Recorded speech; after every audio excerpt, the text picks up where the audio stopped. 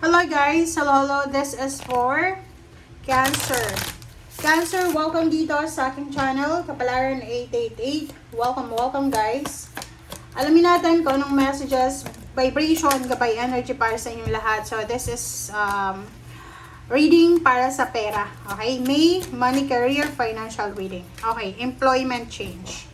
Cancer, God is your source and employment change. So, sinasabi, based pa lang sa message na to, God is your source for the employment change. Ang Panginoon, siya yung, kumbaga, siya yung pinaka-source ng source natin. Okay? So, everything you need, lahat daw ng kailangan mo, ay supplied by the infinite source of God. Diba? Lahat ng pangangailangan mo, pera, emosyon, or anything man na kailangan mo, ibinibigay or ibibigay yan sa'yo ng Panginoon. And, depende yon kung naniniwala ka na ang Panginoon ay ang source natin. Pero kung naniniwala ka na dahil sa diskarte mo, kaya ka yayaman, walang mangyayari doon. Ang sinasabi lang ng unang barahan na pinapaliwanag sa atin na yung paniniwala natin sa Panginoon, siya ay makakatulong para mas lalong dumami, pumasok yung blessing sa buhay mo. Okay? So, wag kang matatakot daw. Okay? In God, there's no lack or limitation. Wag kang matakot na mawala ng trabaho, mawala ng pera, or whatever man yan. Kasi plenty ang abundance ng Panginoon and the universe. Diba? So, na enormous blessings meron ang Panginoon. So, wag kang matatakot na mawalan.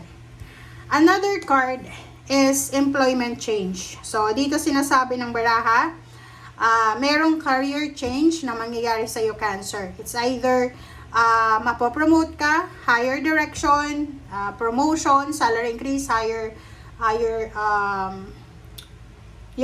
direction, positive change para suportahan yung pangarap mo, priorities, passion, and life purpose.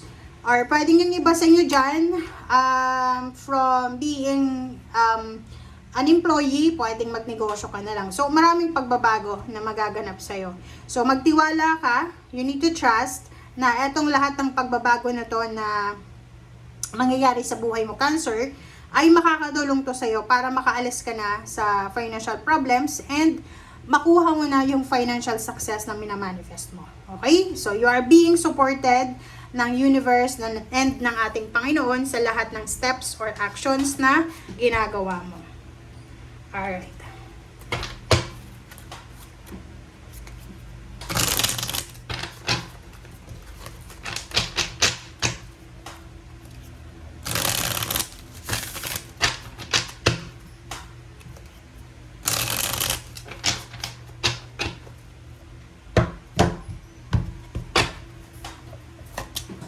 Okay, the Moon,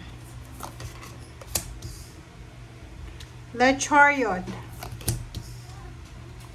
the Emperor, and King of Cups, and Two of Cups. Alright, so kung makikita mo dito, the Moon, Chariot, Emperor, King of Cups, and Two of Cups. So yung the Moon natin dito, sinasabi ng barahan na mayroon kang medyo nararamdaman na takot. Natatakot ka tungkol sa past and the future. Kumbaga, iniisip mo na baka bumalik ka sa dating nangyari sa buhay mo, or natatakot ka na baka yung ginagawa mo sa ngayong sacrifices, yung mga ginagawa ninyo ngayon, ay baka mauwi lang sa wala. Diba? Yung parang natatakot ka na ma-disappoint ka. Emperor, sinasabi ng bara sa'yo dito, tingnan mo, Chariot, Emperor, King of Cups, parang lahat sila ay fast forward movement. So, sinasabi ng bara sa'yo na maging malakas ka, maging matatag ka, kalmahin mo yung sarili mo, okay? Kailangan mo ng kapartner. Kumbaga, wag mong iisipin, Cancer, na kaya mong lahat, 'di ba? Alisin mo yung yung pride mo, okay? Kasi yung pride natin, siya yung nakakasira talaga ng lahat ng diskarte, okay? So, ibig sabihin yan, ang pride natin, siya yung nagiging dahilan kung bakit nasisira yung diskarte natin sa buhay. Okay? Let's clarify. Ang nakikita ko sa'yo dito, maybe you are planning to travel. Pwedeng mag-abroad, pwedeng pumunta sa malayong lugar.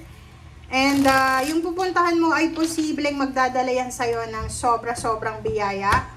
Financial stability and balance.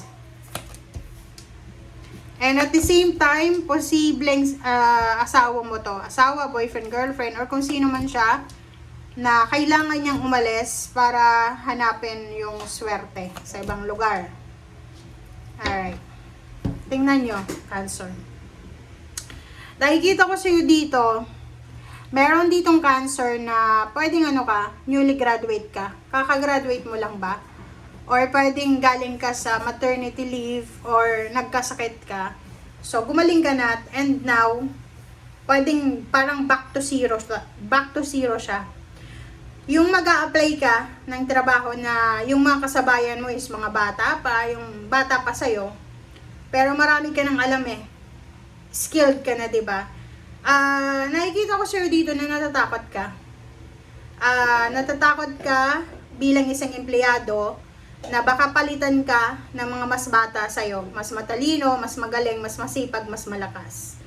Another is, sinasabi ng bara sa'yo na kung ano man to, na plano mo, na actions or movement, like gusto mong lumipat ng tirahan, gusto mong pumunta ng ibang bansa or kung ano pa man, nakikita ko sa'yo dito na yung plano mong yan ay makakatulong yan sa'yo overall sa foundation mo. Ano yung ibig sabihin?